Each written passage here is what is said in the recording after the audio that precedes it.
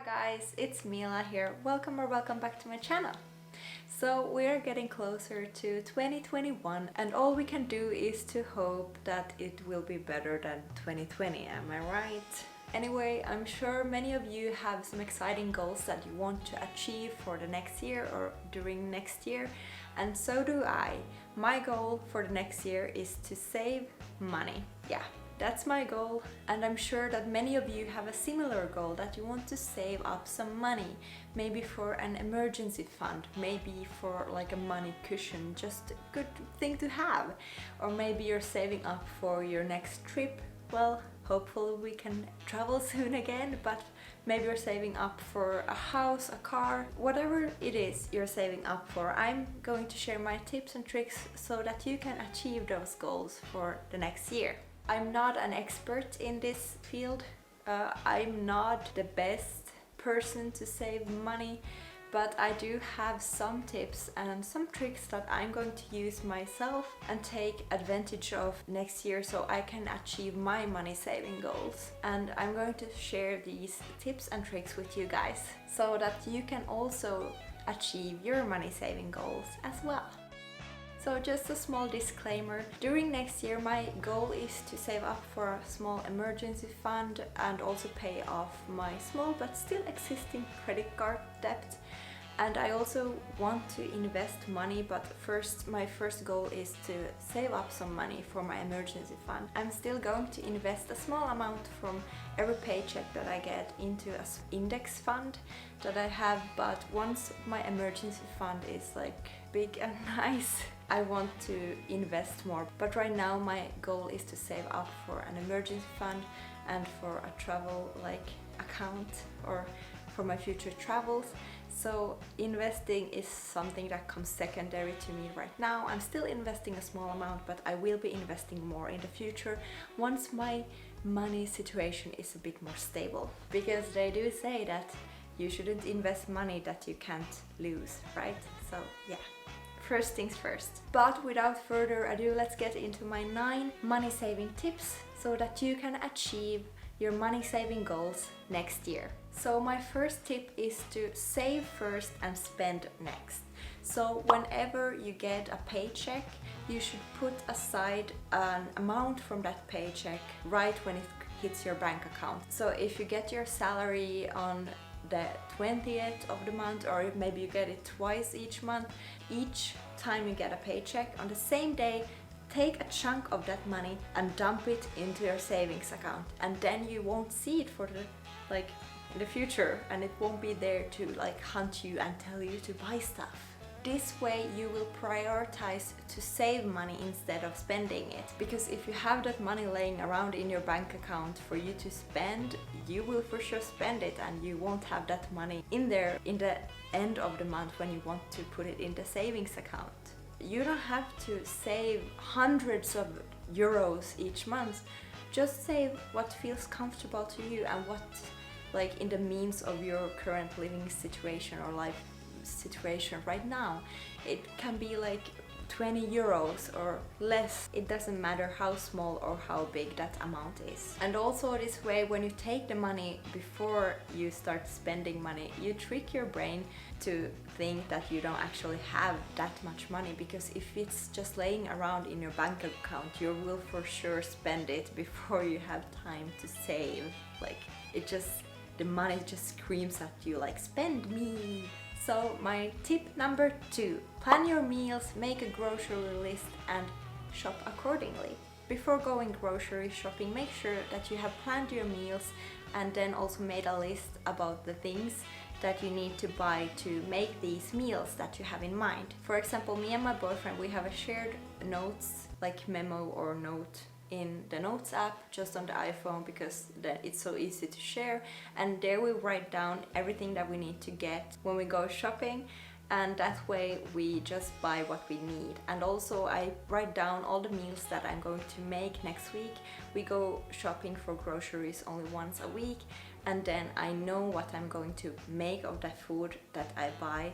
When I have stuff written down, write down your meals, write down what you're going to shop for, and then buy accordingly. When you plan your meals and buy your food according to what you're going to make, it also helps to reduce food waste, which is only a good thing. And this also makes it easier to save money because you're not wasting food and you're not there for wasting any money. And a bonus tip, never shop hungry. This just makes you buy more things spontaneously, and it's not necessarily always a bad thing, but just don't go grocery shopping or shopping at all really when you're hungry. Make sure you eat first and then go grocery shopping. Tip number 3, make sure that you compare the price per weight. So don't only check what something costs per package or per piece, make sure that you also check what the cost is per weight. It can be surprising how much the price differs for the same produce or for the same food when you compare the price per weight. So make sure to do that so you can save some money while you go grocery shopping. My next tip is to invest in quality, not quantity. Investing in a high quality item or high quality stuff will pay off in the long run. If you just buy something that's cheap but bad quality, it will eventually just break and you need to just replace it more often. Instead, you can buy something which is a bit more expensive but will last you so much longer, and then you don't really need to replace it. It will pay off in the long run. This kind of stuff would include clothing, furniture, decor, and that kind of stuff that you actually use on the daily. And once you invest in a high quality piece, which it may be a bit more expensive, it will really pay off in the long run. My next tip is to sell things that you don't use or need. So if you want to save more, it's a no-brainer that you either have to increase your income or decrease your spending. And one way to earn a bit more, so increasing your income, is to sell things that you already have but you don't really use or need. And this kind of goes hand in hand with a more minimalistic lifestyle, which will eventually also help you save money. So if you have an item like a piece of clothing, some decor, or stuff that you have in your home, think about it. Is it worth owning? Do you actually use it enough so you can justify having it in your home, or would you rather sell it if you don't use it that much and make some money out of it? Let's take books for example.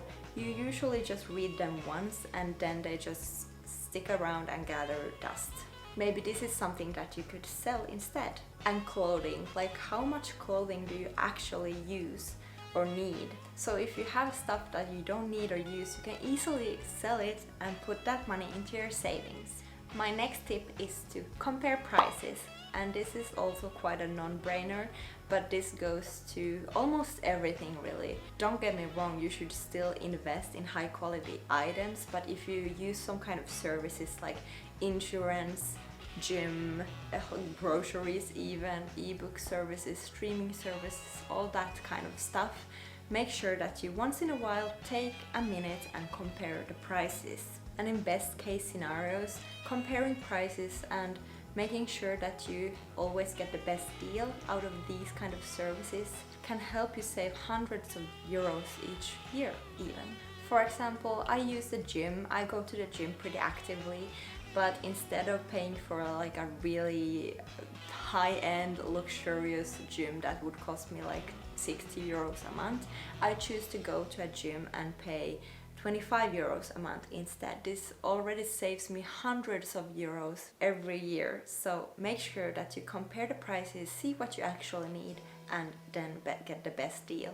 And once in a while, it's also good to compare prices for your insurance and banking costs, because banking costs or banking fees can actually add up in the long run quite much. Don't pay for what you don't use. Obviously, this is definitely something that a lot of people do without realizing it. If you don't go to the gym, don't pay for a membership every month.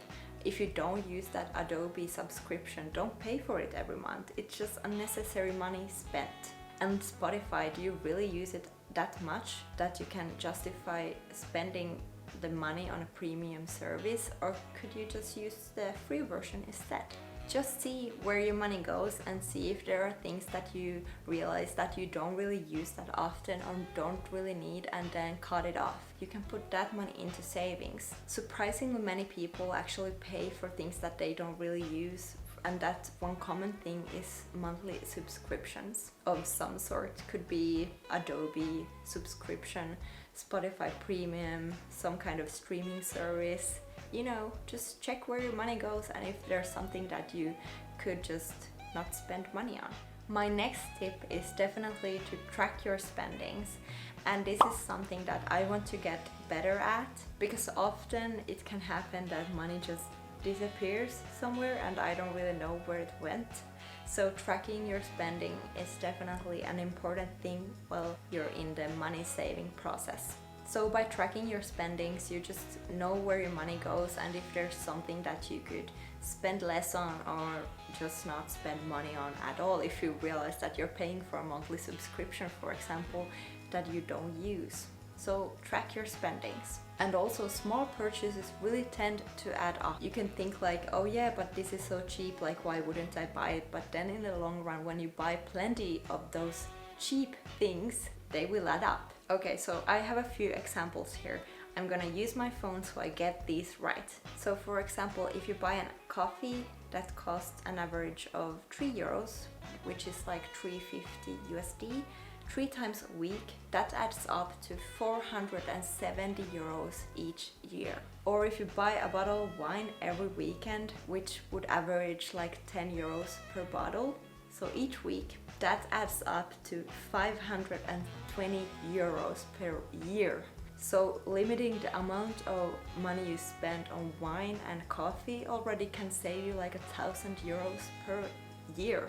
And then, for example, let's say that you like shopping clothes. If you buy clothes for, let's say, 20 euros 2 times a month, which doesn't seem like much, that adds up to 480 euros per year.